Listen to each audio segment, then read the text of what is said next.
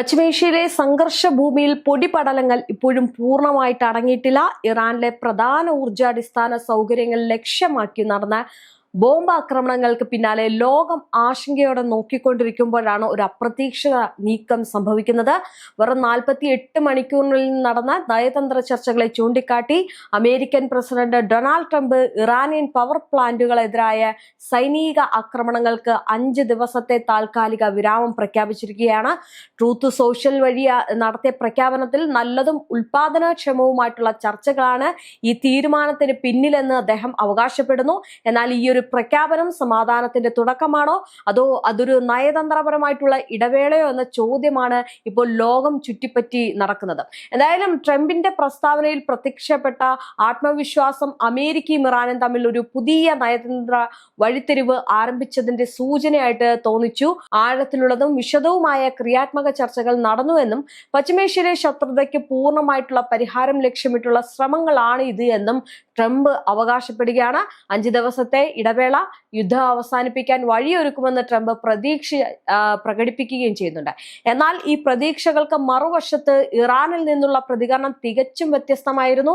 ഇറാന്റെ parliamentary speaker Mohammad Bagher ഗാലിഫ് ബാഫ് ട്രംപിന്റെ ഈ ഒരു അവകാശവാദങ്ങളെ ായിട്ട് നിഷേധിച്ച് രംഗത്തെത്തി. അമേരിക്കയുമായിട്ട് ഒരു ചർച്ചയും നടത്തിയിട്ടില്ല എന്നായിരുന്നു അദ്ദേഹത്തിന്റെ തുറന്ന പ്രതികരണം എന്ന് പറയുന്നത്. ഇസ്രയേലി മാധ്യമങ്ങളിൽ പ്രചരിച്ച അമേരിക്കൻ ഉദ്യോഗസ്ഥരുമായിട്ട് താൻ ചർച്ച നടത്തിയെന്ന റിപ്പോർട്ടുകളും അദ്ദേഹം തള്ളിക്കളയുകയും ചെയ്തു. ഇതിൽ നിന്ന് മനസ്സിലാക്കാവുന്ന ഒരൊറ്റ കാര്യം എന്ന് പറയുന്നത് ഇറാൻ യുദ്ധം അവസാനിപ്പിച്ചിട്ടില്ല. അമേരിക്ക എന്ത് പറഞ്ഞാലും അതിനോട് സഹകരിക്കുന്ന ഒരു നിലപാടല്ല ഇറാൻ എടുത്തിരിക്കുന്നത് എന്നതാണ്. ഈ ഒരു വിരുദ്ധ നിലപാടുകൾ യഥാർത്ഥത്തിൽ എന്താണ് നടക്കുന്നത് എന്ന് ലോകത്തെ കൂടുതൽ ആശയക്കുഴപ്പത്തിലാക്കുകയാണ്. ഗാലിബാഫ് എന്ന പേര് ഇപ്പോൾ കൂടുതൽ ശ്രദ്ധ നേടുകയാണ്. അത് ആരാണ് ഈ ഒരു കാര്യം തള്ളി പറഞ്ഞുകൊണ്ട് ട്രംപിന്റെ ഈ ഒരു കാര്യം തള്ളി പറഞ്ഞുകൊണ്ട് രംഗത്തെത്തിയത് എന്നൊക്കെയാണ് ചുറ്റിനുമുള്ള ആളുകളൊക്കെ നിരീക്ഷിക്കുന്നത്. എന്തായാലും ഇറാനിലെ യുദ്ധശ്രമങ്ങളുടെ പിന്നാമ്പുറത്തിൽ പ്രവർത്തിക്കുന്ന ശക്തനായിട്ടുള്ള ഒരു വ്യക്തിയായി അദ്ദേഹം ഉയർന്നു വരികയാണ്. 1961 ജനിച്ച അദ്ദേഹം ഇസ്ലാമിക് റവല്യൂഷണറി ഗാർഡ് കോർപ്പസിന്റെ അതായത് IRGCയുടെ ഒരു പഴയ സൈനികനായിട്ടാണ് തന്റെ കരിയർ ആരംഭിച്ചത്.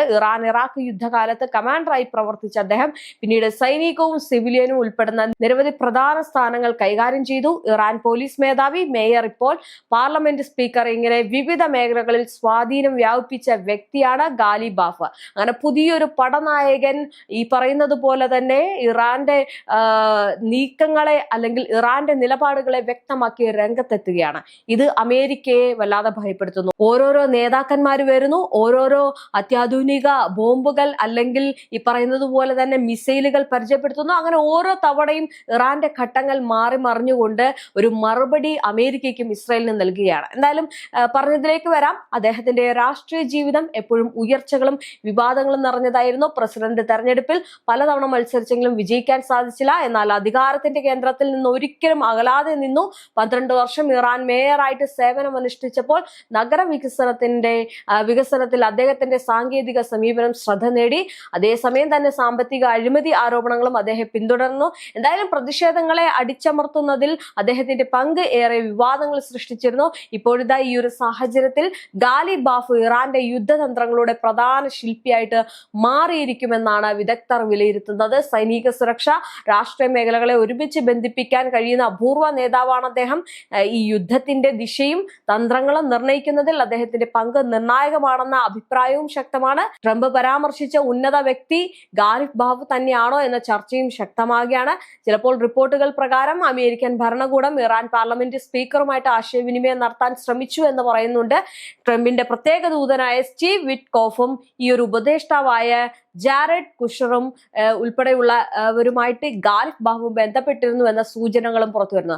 ഇസ്ലാമാബാദിൽ ഒരു രഹസ്യ കൂടിക്കാഴ്ചയ്ക്കായിട്ട് മധ്യസ്ഥർ ശ്രമിച്ചു എന്ന റിപ്പോർട്ടുകൾ ഈ ഒരു കഥയ്ക്ക് കൂടുതൽ രഹസ്യ നിറം നൽകുന്നുണ്ട്. എന്നാൽ ട്രംപ് പിന്നീട് നടത്തിയ പ്രസ്താവനയിൽ അമേരിക്ക സംസാരിക്കുന്നത് ഇറാന്റെ പരമോന്നത നേതാവുമായി അല്ല എന്നും എന്നാൽ ഒരു ഉന്നത വ്യക്തിയുമായിട്ടാണ് എന്നും വ്യക്തമാക്കിയിരുന്നു. ഇതോടെ ആ ഒരു വ്യക്തി ആരാണെന്ന ചോദ്യത്തിനും കൂടുതൽ പ്രാധാന്യം ലഭിച്ചിരിക്കുകയാണ്. ചിലർ മുജ്തബ ഖമേനിയെ ചൂണ്ടിക്കാണിക്കുമ്പോൾ മറ്റു ചിലർ ഗാലി ബാഫിനെയായിരുന്നു ഈ ചർച്ചകളുടെ കേന്ദ്ര ബിന്ദുവായിട്ട് കണ്ടിരുന്നത്. എന്തായാലും ഇതിനിടെ ഇറാൻ തന്റെ നയതന്ത്ര അവകാശവാദങ്ങളെ വെറും പ്രചാരണ തന്ത്രമായിട്ട് വിശേഷിപ്പിച്ചു. അമേരിക്കയ്ക്ക് വ്യാജ വാർത്തകൾ പ്രചരിപ്പിച്ച് എണ്ണ വിപണികളെ സ്വാധീനിക്കാനും ഈ സൈനിക സമ്മർദ്ദത്തിൽ നിന്ന് സമയം നേടുവാനുമാണ് ശ്രമിക്കുന്നത് എന്ന് ഗാലിബ് ബാഫ് ആരോപിച്ചിരിക്കുകയാണ്. ഇറാന്റെ ഔദ്യോഗിക വൃത്തങ്ങൾ പറയുന്നത് ഇങ്ങനെയാണ്: അമേരിക്കയുടെ ഈ ഒരു ഇടവേള ഒരു നയതന്ത്ര നീക്കമല്ല, മറിച്ച് ഭീഷണികളുടെ ഫലം എന്നതാണ്. ഇറാൻ നൽകിയ മുന്നറിയിപ്പ് വ്യക്തമായിരുന്നു. തങ്ങളുടെ ഊർജം തന്റെ അടിസ്ഥാന സൗകര്യങ്ങളെ ലക്ഷ്യമാക്കി ആക്രമണം നടന്നാൽ മുഴുവൻ മേഖലയിലെ ഊർജ സംവിധാനങ്ങൾ തന്നെ ലക്ഷ്യമാകും. ഈ ഒരു മുന്നറിയിപ്പിന് പിന്നാലെയാണ് ട്രംപ് പിന്മാറിയത് എന്ന് ഇറാനിയൻ വൃത്തങ്ങൾ അവകാശപ്പെടുന്നുണ്ട്. അഫ്ഗാനിസ്ഥാനിലെ ഇറാൻ എംബസിയും ഇതേ നിലപാട് ആവർത്തിക്കുകയും ചെയ്തു. ഇത് സൈനിക സമ്മർദ്ദത്തിന് മുന്നിലുള്ള തന്ത്രപരമായിട്ടുള്ള പിന്മാറ്റം എന്നാണ് അവർ വ്യക്തമാക്കിയിരിക്കുന്നത്. ഇറാനിയൻ മാധ്യമങ്ങളും ട്രംപിന്റെ അവകാശവാദങ്ങളെ തള്ളിക്കളഞ്ഞ് രംഗത്തെത്തിയിട്ടുണ്ട്. ട്രംപുമായിട്ട് നേരിട്ടോ അല്ലാതെയോ ഒരു ബന്ധവുമില്ല എന്നായിരുന്നു ഈ റിപ്പോർട്ടുകൾ പറഞ്ഞതും. എന്തായാലും പശ്ചിമേഷ്യയിലെ വൈദ്യുത നിലയങ്ങൾ ലക്ഷ്യമാക്കുമെന്ന് മുന്നറിയിപ്പ് ലഭിച്ചതിന് പിന്നാലെയാണ് അമേരിക്ക ഈ തീരുമാനം എടുത്തത് എന്ന് ഇവർ പറയുന്നുണ്ട്. അതായത് സമാധാന ചർച്ചകളുടെ ഫലമായിട്ടല്ല, മറിച്ച് ഭീഷണിയുടെ ഫലമായിട്ടാണ് ഈ ഇടവേള വന്നത് എന്നാണ് ഇറാന്റെ വാദം എന്ന് പറയുന്നത്.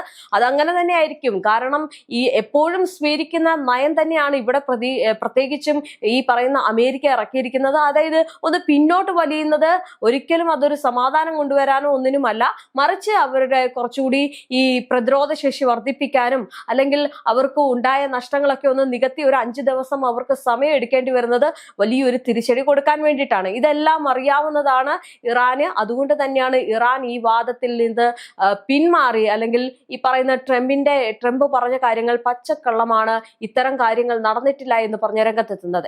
എന്തായാലും ഇതെല്ലാം ചേർന്ന് നോക്കുമ്പോൾ യാഥാർത്ഥ്യം വളരെ സങ്കീർണമാണ്. ഒരു വശത്ത് നയതന്ത്ര ചർച്ചകളുടെ പ്രതീക്ഷ, മറുവശത്ത് ശക്തമായിട്ടുള്ള നിഷേധങ്ങളും പരസ്പര ആരോപണങ്ങളും. ഈ 5 ദിവസത്തെ ഇടവേള സമാധാനത്തിലേക്കുള്ള ഒരു ചെറിയ ചുവടായിരിക്കുമോ അതോ വലിയ സംഘർഷത്തിന് മുമ്പുള്ള ഒരു നിശബ്ദതയാണോ എന്നതാണ് ലോകം ഇപ്പോൾ കാത്തിരിക്കുന്നത്. എന്തായാലും പശ്ചിമേഷ്യയിൽ ഈ ഒരു പുതിയ അധ്യായം ആഗോള രാഷ്ട്രീയത്തിന്റെ ഭാവിയെ തന്നെ സ്വാധീനിക്കാൻ ശേഷിയുള്ളതാണ്. ലോകം ഉറ്റുനോക്കുന്നത് ഈ ഒരു സംഘർഷം കൂടുതൽ രീതിയിലേക്ക് നീങ്ങുമോ അതോ സമാധാനത്തിലേക്ക് തന്നെ നീങ്ങുമോ എന്നതാണ്. എന്തായാലും ഇതെല്ലാം നടക്കുമ്പോൾ ഹോർമുസ് കടലിടുക്ക് ഉൾപ്പെടെയുള്ള തന്ത്രപ്രധാനമായിട്ടുള്ള സമുദ്ര മേഖലകളിൽ തങ്ങൾക്ക് പൂർണ്ണ നിയന്ത്രണമുണ്ടെന്ന് ഇറാൻ ആവർത്തിച്ച് വ്യക്തമാക്കിയിരിക്കുകയാണ്.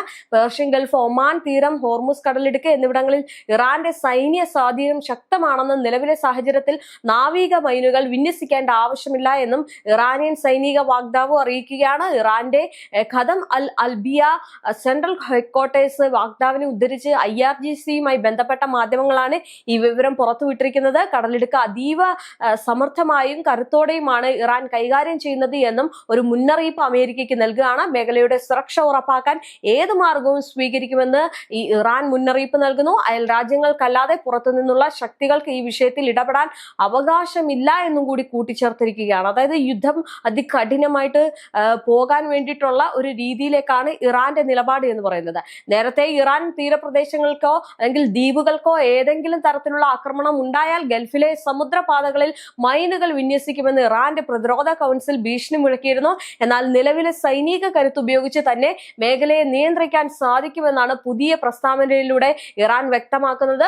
പതിറ്റാണ്ടുകളായി തങ്ങളുടെ ഉപരോധങ്ങളിലൂടെ തകർക്കാൻ ശ്രമിച്ച വൻ ശക്തികളെ കൊണ്ട് സമാധാനത്തിന്റെ പാത തിരഞ്ഞെടുപ്പിക്കാൻ ഇറാന്റെ പോരാട്ട വീര്യത്തിന് സാധിച്ചു എന്ന് വേണം പറയാൻ.